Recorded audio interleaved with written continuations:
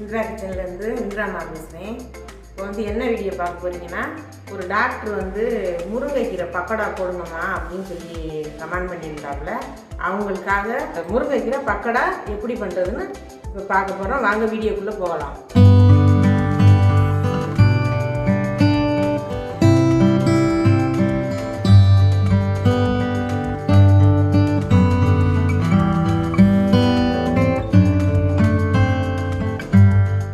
இப்போ வந்து முருங்கைக்கீரை பக்கோடாவுக்கு தேவையான பொருட்கள் வந்து ஒரு 300 கிராம் கடலை மாவு,